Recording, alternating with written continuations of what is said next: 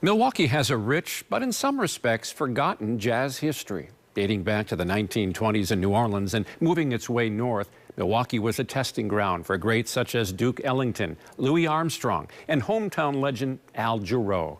Pavlina Osta highlights the groundbreaking initiative aiming to revive this quintessential American art form in Milwaukee.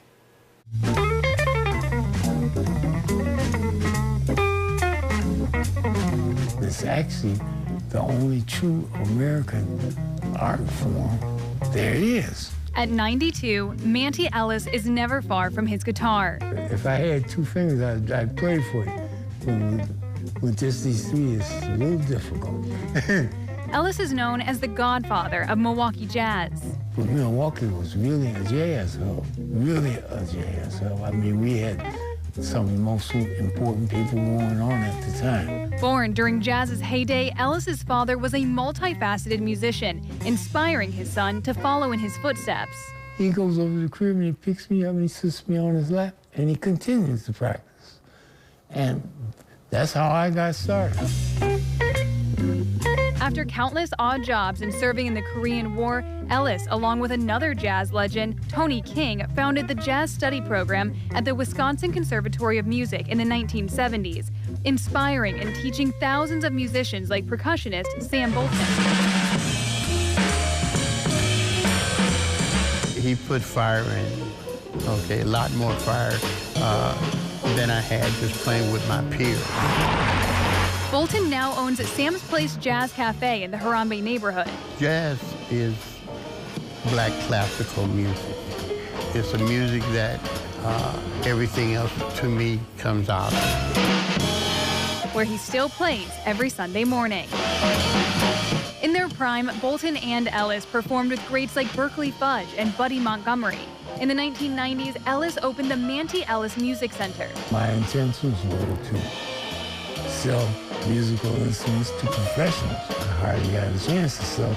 They all piled on me in the store, and the store became like a national hangout. A known gathering spot for the best in the business. You could go up to Manty's music store and they'd have a jam session. Documenting the storied history through photographs, Joey Grijalva authored Images of America, Milwaukee Jazz. So the heyday of jazz in Milwaukee was definitely like 40s, 50s, 60s.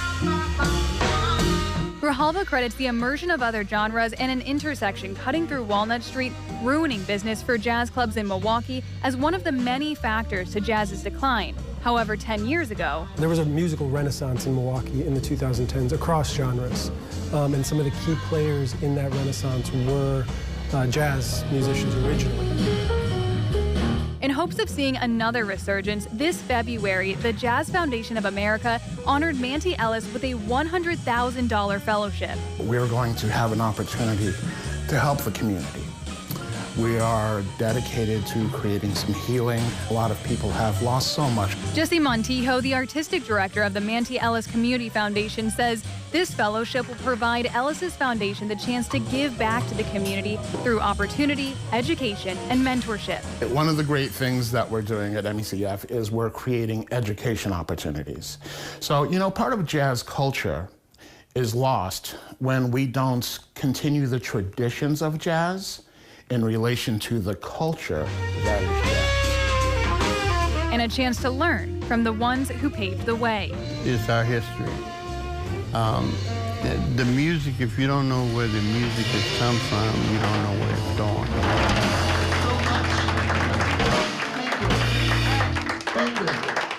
Thank you.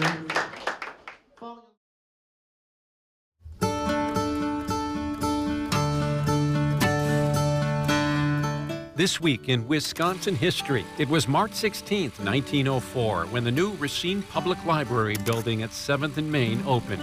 The event was cause for celebration. Newspapers reported Racine residents braved blustery winds and a foot of snow to marvel at the new building before even a single book was allowed to be checked out of it.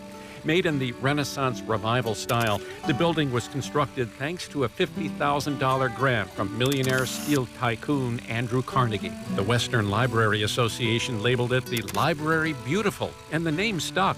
The Library Beautiful served as Racine's central library for 54 years and still stands today as home to the Racine Heritage Museum.